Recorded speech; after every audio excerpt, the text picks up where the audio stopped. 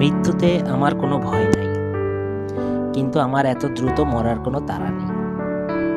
কারণ মরার আগে আমার জীবনে এখনো অনেক কিছু করা বাকি আছে। এরকমই বলেছেন মহান বিজ্ঞানী স্টিফেন হকিং। উনি চলতে পারতেন না, এমনকি বলতেও পারতেন না। তিনি কিছু করতেই পারতেন না, তবু তিনি বাঁচতে চেতেন।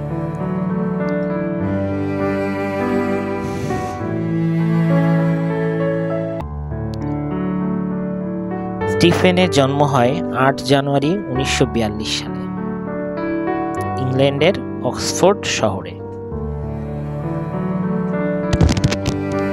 তখন দ্বিতীয় বিশ্বযুদ্ধ চলমান। স্টিফেনের পিতামাতা লন্ডনে থাকতেন এবং সেখানে প্রচুর যুদ্ধ চলছিল। তাই স্টিফেনের জন্মের সময় তারা অক্সফোর্ড চলে আসেন। ছোটবেলা থেকেই স্টিফেন অনেক মেধাবী ছিলেন।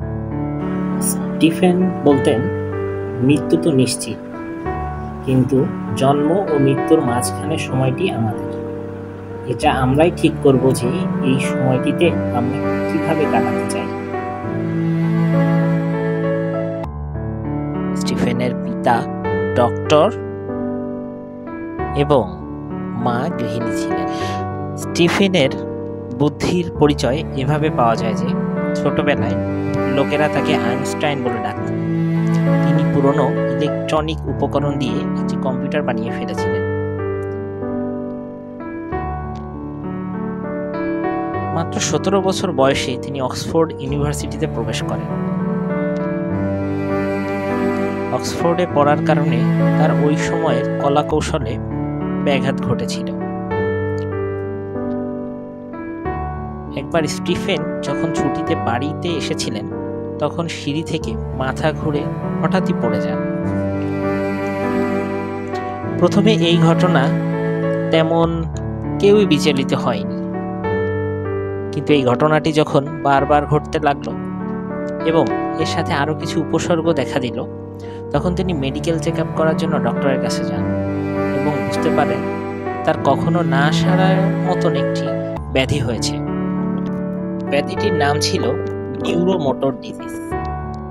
এই রোগে ব্লাড প্রেশার নিয়ন্ত্রণকারী সকল স্নায়ু কাজ করা বন্ধ করে দেয় এবং শরীরের অঙ্গ প্রত্যঙ্গ কাজ করা বন্ধ করে দেয়। আস্তে আস্তে সারা শরীর প্যারালাইজড হয়ে যায়। ডক্টর বললেন স্টিফেন শুধুমাত্র আর ২ বছর বাঁচতে পারে। আগামী ২ বছরে তার পুরো শরীর কাজ করা বন্ধ করে দিবে। স্টিফেনের এই কথায় বড় ধাক্কা লাগে, কিন্তু তিনি বলতে থাকেন, আমি এভাবে মরতে পারি না। আমার জীবনে এখনো অনেক কিছু করা বাকি আছে। স্টিফেন তখন রোগ ব্যাধির কষ্ট ভুলে গিয়ে বিজ্ঞান গবেষণা শুরু করেন এবং পুরোপুরি বিজ্ঞানের জগৎ নিয়ে পড়ে থাকতেন। আস্তে আস্তে সারা বিশ্বে স্টিফেনের নামডাক ছড়িয়ে পড়ে। উনি নিজের রোগকেই নিজের সৌভাগ্যে পরিণত করে নিয়েছিলেন, কিন্তু অপরদিকে তার শরীর ধীরে ধীরে অকেজো হয়ে যাচ্ছিল। রোগটা বেশি বাড়ার কারণে তাকে হুইল চেয়ারের সাহায্যে চলাফেরা করতে হতো।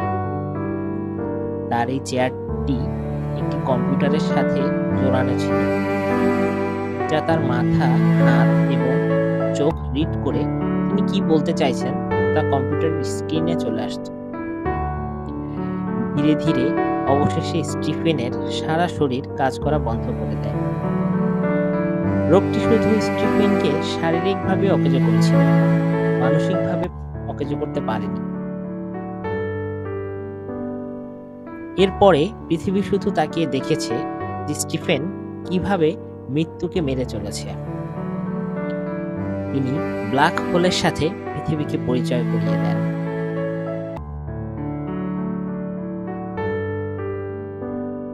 তিনি এরপর একটি কালজয়ী বই লিখে ফেলেন।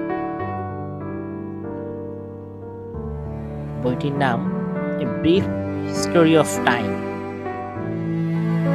সেটা পৃথিবীর বিজ্ঞান জগৎকে নাড়িয়ে দিয়েছিল। স্টিফেন হকিং এমন একটি নাম যিনি শারীরিকভাবে প্রতিবন্ধী হয়েও শুধু আত্মবিশ্বাসের উপর ভিত্তি করে পৃথিবীর সবচেয়ে প্রতিষ্ঠিত বিজ্ঞানীতে পরিণত হয়েছিলেন। তিনি প্রেরণা হয়ে বেঁচে আছেন এবং থাকবেন পৃথিবীর মানুষদের জন্য। আজ বিদায় নিচ্ছি। ভিডিওটি যদি আপনার ভালো লেগে থাকে তাহলে আপনার বন্ধুদের সাথে শেয়ার করে দিন, আর চ্যানেলটি সাবস্ক্রাইব করতে ভুলবেন না। বেল বাটনটি ক্লিক করে আমাদের সাথেই থাকুন। ধন্যবাদ।